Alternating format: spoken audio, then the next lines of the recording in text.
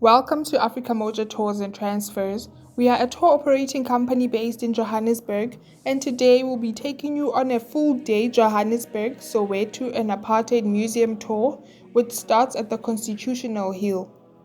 Constitutional Hill is a prison that tells stories of South Africa's journey to democracy. The site is a former prison and military fort that bears testaments of South Africa's turbulent past. It imprisoned a number of renowned men and women within its wall of the Constitutional Hill's Old Fort, Women's Jail, and Number 4. This place is now a museum, and it tells the story of the state of the prison, the role it played in South African history, and what it currently stands for now post-apartheid. Nelson Mandela was held in this prison during the famous treason trial of 1956. We expect to spend an hour at this prison, and going to our second stop, we will drive past Nelson Mandela Bridge. The bridge is 284 meters long. It is the largest cable-stayed bridge in Southern Africa, and it links up two main business areas, Braamfontein and Newtown. This Johannesburg landmark symbolically links the old and new as it ushers traffic into the heart of rejuvenated downtown Johannesburg. Downtown Johannesburg is creative, varied, architecturally striking, rich in history, and alive with art, food, coffee, and interaction across social divides. It is rough and cool, but it's not squeaky clean, and that is what visitors are fascinated by. We will then drive to the second stop of our tour, which is Apartheid Museum. It was opened in November 2001, and it illustrates the rise and fall of apartheid. The museum shows how South Africa was before apartheid ended in 1994. It has about 22 exhibitions, with each highlighting the various struggles during apartheid era. Going to the third stop of our tour, we will drive past the Barra taxi rank, which was completed and handed over to the community in October 2008. This taxi rank will make us see how the commuters from Soweto engage in day-to-day transport activities. It is situated outside the Hani Baragwana Hospital, and the rank is one of the busiest taxi ranks in South Africa, transporting commuters to areas around and outside of Soweto.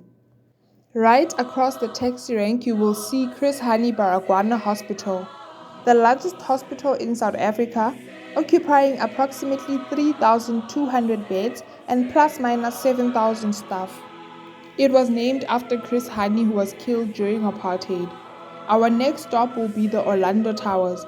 These towers supplied power from 1942 until 1999.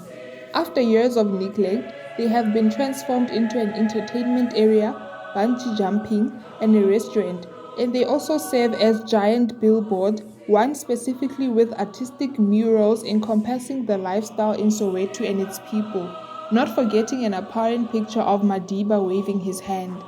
Orlando Towers have a history that will be shared by our tour guide, and going to the fourth stop of our tour, we will drive through an area of Diepkloof called Zone 5.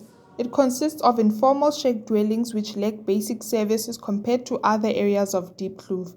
It also has a high rate of unemployment compared to Orlando West, and it has a population of approximately 100,000 people. The fourth stop of the tour you will head to is Nelson Mandela House, located on Vilakazi Street, Orlando West, Soweto in South Africa. This was the residential house where Nelson Mandela lived from 1946 until 1962 with his family. Located on 8115 at the corner of Vilakazi and Ngakandi Street, this house is not far from Tutu House, which was also the residential home of Archbishop Desmond Tutu. This is also the place where Nelson Mandela returned to after being released from prison in 1990. The home is a true depiction of Mandela's life with his family, and it has been declared a National Heritage Site since 1999 as a monument into a long-fought struggle against the apartheid regime. From Mandela House, you will drive through Vilakazi Street. This is a street that was named after Dr. Benedict Wallet, a writer and educator who wrote the first poetry booked and published in Zulu.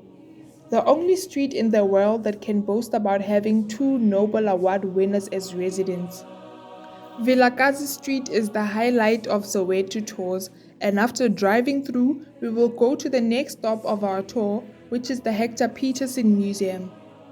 The museum is located in Orlando West, 2 blocks away from where Hector Peterson was shot and killed during school protests in 1976 on the 16th of June. Today, the 16th of June is recognized as a public holiday in South Africa. You will do a 20-minute tour on this museum and get to learn the importance of the 1976 youth struggle. The whole area has been declared a National Heritage Site in honor of Hector Peterson. This was the last stop of our tour, and to Johannesburg we will drive past the Soccer City F&B Stadium, which has played host to numerous world-class events such as the 2010 Soccer World Cup and the 1996 African Cup of Nations.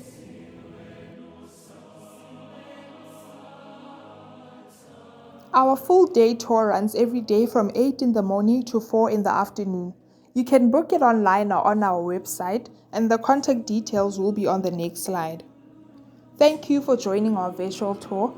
We look forward to seeing you soon.